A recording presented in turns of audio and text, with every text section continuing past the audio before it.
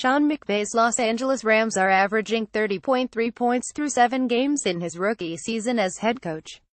Ben McAdoo's Giants, by contrast, haven't scored 30 points in any one of his 24 games as head coach. That is the grim reality the Giants 16 are up against as they desperately seek a win over the Rams 52 on Sunday at MetLife Stadium, with both teams coming off a bye. The Giants are 0-3 at home, the Rams are 30 on the road.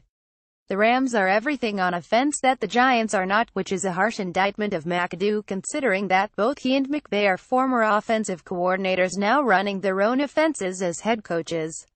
It's more than the coaches though. Rams GM Les Snead also made better personnel decisions for his offense this offseason than Giants GM Jerry Reese did for his, and without generational talent Odell Beckham Jr. healthy and available to partially cover up those deficiencies, the results speak for themselves.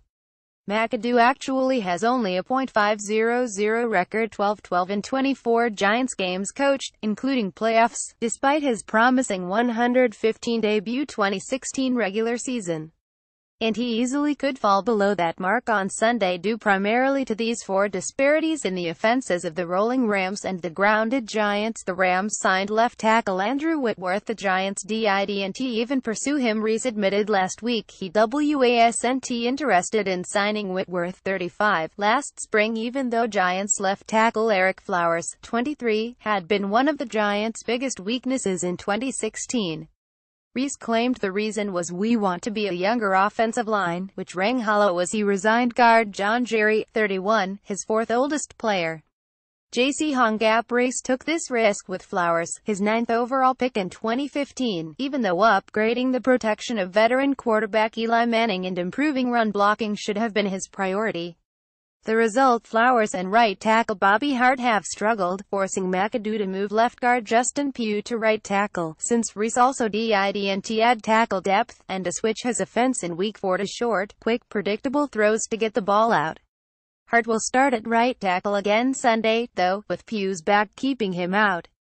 The Rams, on the other hand, made Whitworth their free agent priority and signed him to a 3-year, $33.75 million free agent contract as part of an offensive line rebuild. And Whitworth, who played his first 11 seasons in Cincinnati, has been worth every penny.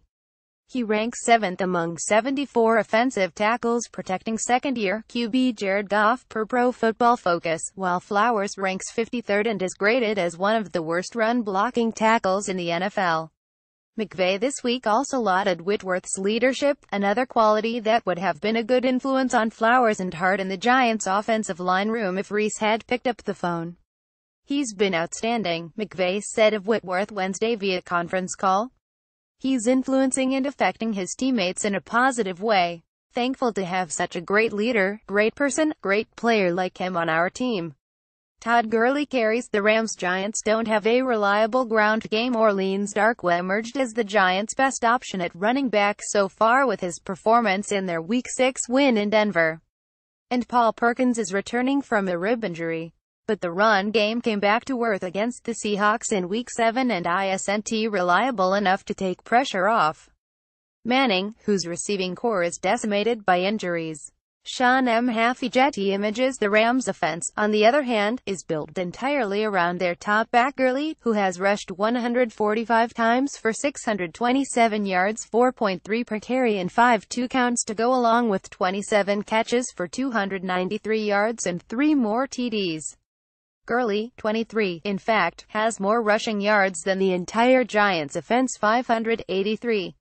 And a workhorse running back will make a coach look a lot smarter and an offense a lot more difficult to defend. McAdoo, therefore, said on Friday that the Giants basically have to force second-year QB Jared Goff to beat them. "Gurley has been a good player for them," McAdoo said. "You can't have him wreck a game." Reese has selected a running back in 6 of the last 7 drafts, including David Wilson, 32nd overall in the 2012 first round, but hasn't found a Pro Bowl stud. And when LeGarrette Blount hit free agency last spring, Reese passed, only to see Blount join the Eagles and help Philadelphia to an NFC-leading 71 record through 8 weeks. McVay's offense is unpredictable. McAdoo's has shown less variety. McVay, 31, the grandson of former Giants coach John McVay, 197,678 record 14-23, became the youngest head coach in modern NFL history when the Rams hired him in January away from Washington, where had been Kirk Cousins' offensive coordinator. And the reason McVay made that history is on display now with the Rams' offense. It is dynamic, and he gets the ball to a lot of different players in position to make differences. Rick Tapia. The Rams' receiving core is far from star-studded and doesn't have a big-name tight end, but Gurley's production is complemented by receivers Robert Woods, 27 catches, rookie Cooper Kupp, 23 catches, 3 TDs, and the recently acquired Sammy Watkins, 18 catches, 2 TDs, tight end Tyler Higbee, 14 catches, and receiver Tavon Austin, who has 25 rushes, 7 catches and a TD, to name a handful of the Rams' playmakers. McAdoo interestingly did not mention McVay's name once in any interview he did with the New York media this week. He mentioned Rams D coordinator Wade Phillips, on the other hand, when citing the Rams' changes on defense. And McAdoo referred to the Rams' disguises at the line of scrimmage on run plays as a lot of window dressing. Maybe McAdoo is jealous he had to give up play calling in Week 6 to offensive coordinator Mike Sullivan to seek a spark while McVay is so busy succeeding with his offense. It's accepted he's not always managing the game. But McAdoo, even when Beckham was healthy last season, has been plagued by comments that his offense is predictable or unable to beat simple cover 2 defenses. Injuries have played a part, and so has insufficient personnel, but McAdoo's failure to reach 30 points once as Giants head coach so far says a lot. The Rams, by contrast, in Week 7 shut out the Arizona Cardinals in Los Angeles, 330, all on points scored by their offense, to build a 2-game winning streak going into the bye. Here how Getty Images. The Rams are building young Goff up. The Giants lean too heavily on aging Eli Manning's, and Goff's numbers are comparable, with each edging the other in different categories, but it is a stinging indictment of a Giants pass-first defense and of McAdoo's system that good off in a run-first defense has more yards and yards per completion than Manning. Manning has completed 167 of 260 passing attempts, 64.2% for 1,600 yards and an average of 6.2 yards per completion, with 11 total 2 counts, 10 passing, 7 turnovers, 5 interceptions and an 86.1 QB rating. Goff has completed 133 of 222 attempts, 59.9% for 1,719 yards and an average of 7.7 yards per completion, with 10 total TDs, 9 passing, 5 turnovers, 4 INTs and a 90.3 QB rating. Goff, 23, the number 1 overall pick in 2016, took a beating taking over mid-season as a rookie under Jeff Fisher.